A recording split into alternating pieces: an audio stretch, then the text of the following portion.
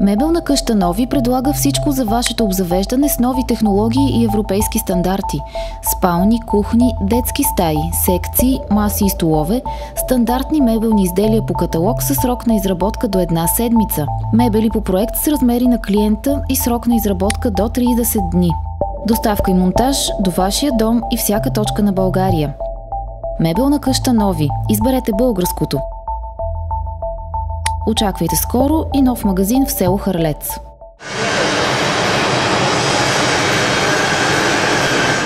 Атом Енергоремонт. Инженерингова, проектантска, инвестиционна дейност.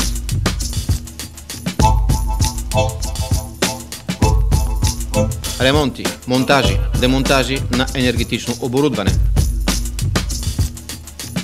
Анализ и диагностика на материали, машини, агрегати и съоръжения.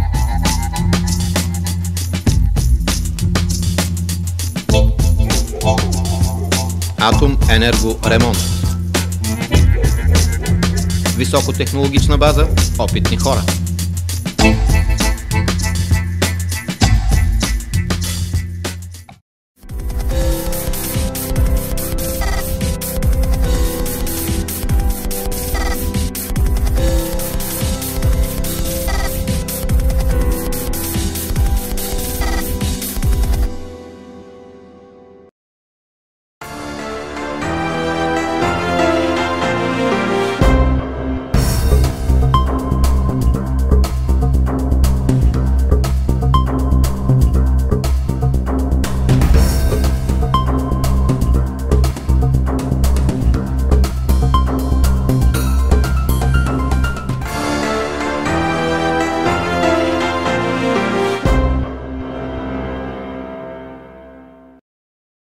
Добър вечер! В понеделник, 13 юни, започва седмичната емисия Поглед с обзор на новините от почивните дни.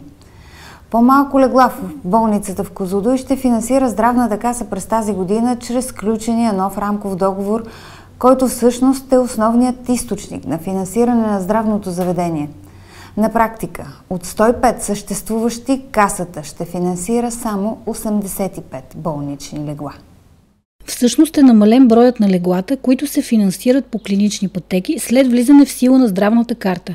На практика се оказва, че в област Враца има доста частни лечебни заведения и общият брой на леглата надвишават нуждите на отделенията в болниците. В крайна сметка редукциите в болницата в Козлодуй са в 4 отделения. В неврологично отделение от 12 леглата са намалени на 5. От 34 легла във вътрешното отделение ще се финансират 28. В хирургично отделение от 14 легла ще бъдат финансирани само 9, а в акушеро-гинекологичното отделение намаляват леглата с 2. За физиотерапията, детското отделение и реанимацията леглата се запазват. Средно общообразователно училище Свети Кирил Методий е единственото в общината, което заслужи допълнителни средства за стипендии за много добри образователни резултати, постигнати на държавните зрелостни изпити.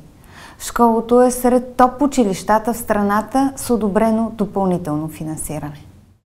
Всъщност школото наред за Врачанската природо-математическа гимназия Академик Иван Ценов са единствените в областта, преборили се да вземат местата си в първата група сред топ училищата в страната, заслужили допълнителни средства от Министерството на образованието и науката заради системно постигнати добри резултати. Училищата са разпределени в 7 групи в зависимост от средните резултати, които са постигали на държавните зрелостни изпити за последните 5 години. По тези критерии Министерството отпуска допълнителни средства на общо 94 училища от цялата страна. Средствата са целеви за изплащане на стипендии на учениците в гимназиален етап, а начинът им на разпределяне се решава от училищните ръководства. Много гости уважиха празничния концерт по повод 105 години от създаването на Народно читалище Заря 1911 в Бутан. Събитието беше съпроводено от връчването на множество награди за принос в читалищната дейност и в запазването на българските традиции в селото. Годишнината на читалището беше уважена от заместник-председателят на 43-то Народно събрание Красимир Каракачанов, депутатът Валери Симеонов, общински съветници и общественици. Председателят на читалищното настоятелство Бистра Григорова връчи призове със званието почетен член на депутатът Валери Симеонов и съветникът Николай Петков. Кметът на Бутан Ивайло Иванов пък награди самодейците и техните ръководители за принос в опазването на българската култура. Празничната програма събра множество хора, които се насладиха на невероятна емоция на откритата сцена в парка на селото.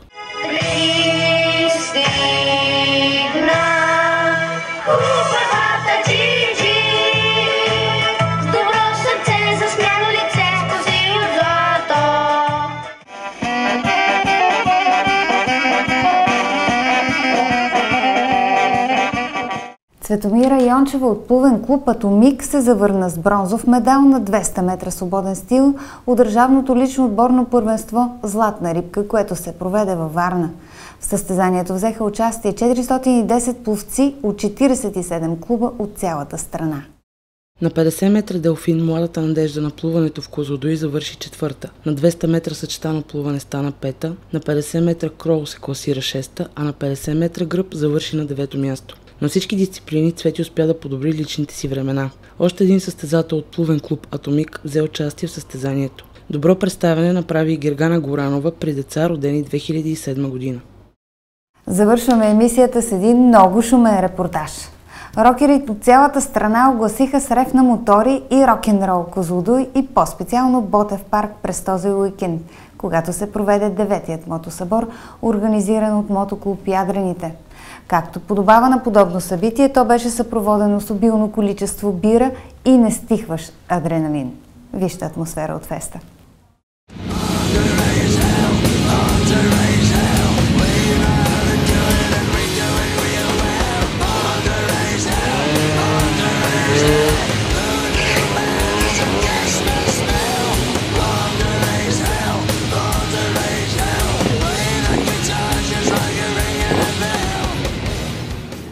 Мотористи от цяла България, както и гости от чужбина, изпълниха Ботев парк за 9-тия пореден мотосъбор, организиран от Козлодуйския мотоклуб Ядрените. От Козлодуйския клуб бяха предвидели бирария, скара, рок-музика, а за гостите имаше поставени шатри на поляната, където да могат да се настанят. За 9-та поредна година организираме мотосъбора в град Козлодуй. Трудна ли е организацията на едно подобно събитие? Организацията, всеки когато знае своите задължения, не е много трудна. Просто въпрос на време и най-вече на средства. Колко хора очаквате тук днес и откъде сте? Горе-долу 1000 души посещават събитието, за 3 дни говориме. И от цяла България имаме гости от Сърбия, от Румъния очакваме и така. Точно 12 на обяд дългата колона от мотористи тръгна от Ботев парк, за да направят традиционната почетна обиколка на града.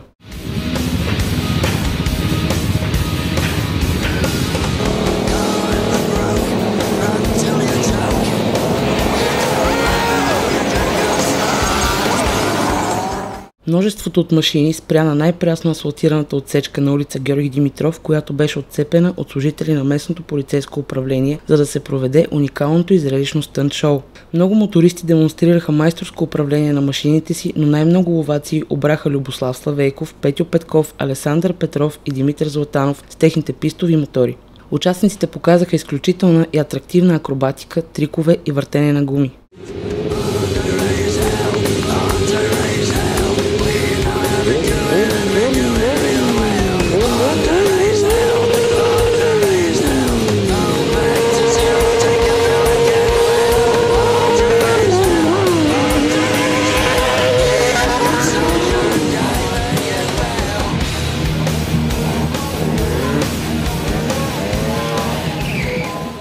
Според мотористите най-важното за участие в стънт-шоуто е липсата на страх.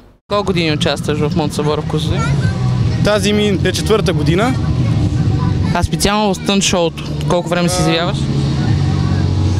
С големия мотор 600 кубика тази ми е 3-та година.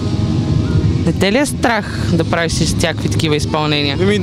Отстрани изглежда доста страшно, но ние сме привикнали и не ни прави впечатление. А какво е чувството да направиш нещо подобно? Чувството е доста висока доза адреналин и задължително трябва да нямаш страх. Присъстващите на мотосъбора и тази година не останаха разочаровани от организацията. От колко години караш мотор? Може би вече е 10-та година, от втори клас. А кой е подред този мотосъбор, който Присъстваш, може би е вече 5-ти мотосъбор, който съм в Козлодуй и много харесвам да идвам тук, харесвам и местността и може да отиде човек до реката да разгледа. Пък и звука на моторите, звука на мириса на запалена гума, звука на прекъсваче е нещо уникално просто. Взимаш участие в стънт-шоуто и други изпълнения? Не взимам участие в стънт-шоуто, изправям от време на време задна гума, правим и ние някакви изпълнения, няма как. Но... Какво е усещането? Усещането е супер, просто човек трябва да се качи, да покара и тогава ще усети за какво става на въпрос. От колко години карате мотор вие? Нека да кажем от 5-6 години активно, иначе преди това съм карал, но приятели, мотори и общо взето може да кажем, че отскоро карам много активно. А за коя година идвате на мотосъбора в Козлодуй? За първа. Това е първият път, който съм тук. Какво мислите за парка? Очарователно е. Мястото е уникално. Има приятна сянка, следствие на което топлия ден просто го прави много прохладен и много приятен. Препоръчвам на всеки, който иска да дойде, да заповяда. Да разбирам ли, че до година може да ви очакваме пак тук? Да, определено. Определено си заслужава мястото. След близо двучасово стънт-шоу, колоната от мотористи се върна в Ботев парк, където за остатъка от деня имаше организирани много и различни забавни игри, а някои от тях бяха отборно дърпане на въже, бутане на кек с мотор, както и канадска борба за мъже и жени.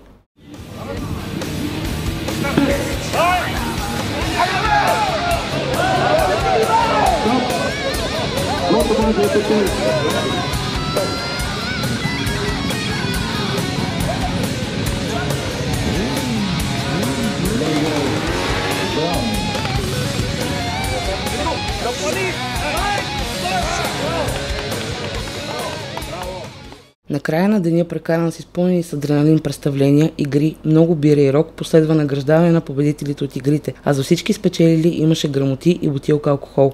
За присъстващите, които не взеха участие в игрите, пък се разигра томбола, от която бяха изтеглени над 30 победители, които получиха аксесуари.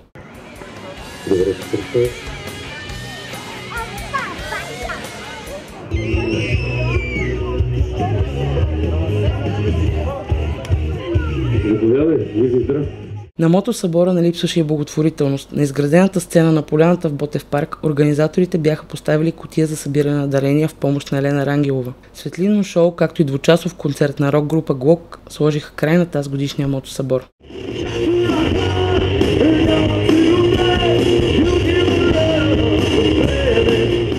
Такива бяха новините през почивните дни, а какво време ни очаква тази седмица, вижте след секунди. От екипа на Поглед, приятна вечер, дами и господа!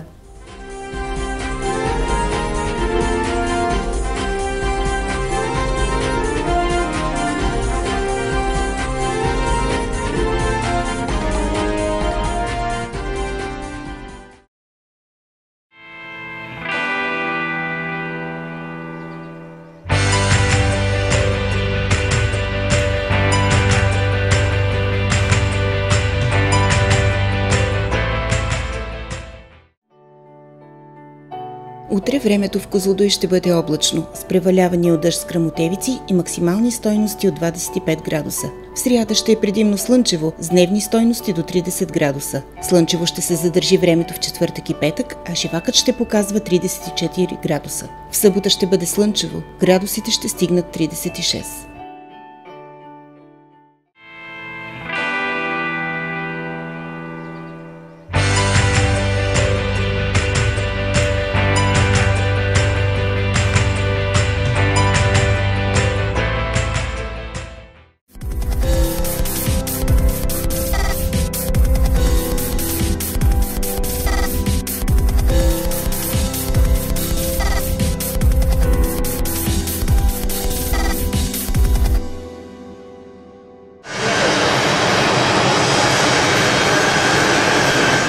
Атом Енергоремонт. Инженерингова, проектантска, инвестиционна дейност.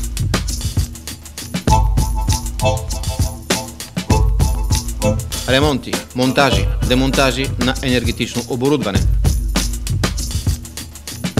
Анализ и диагностика на материали, машини, агрегати и съоръжения.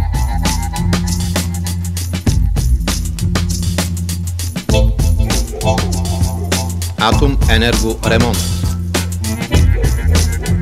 Високотехнологична база, опитни хора.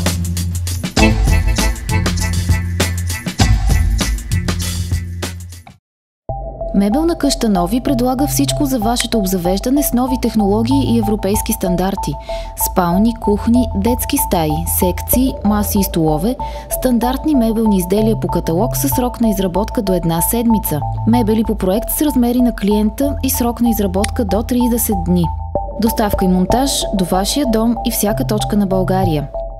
Мебелна къща Нови. Изберете българското. Очаквайте скоро и нов магазин в село Харлец.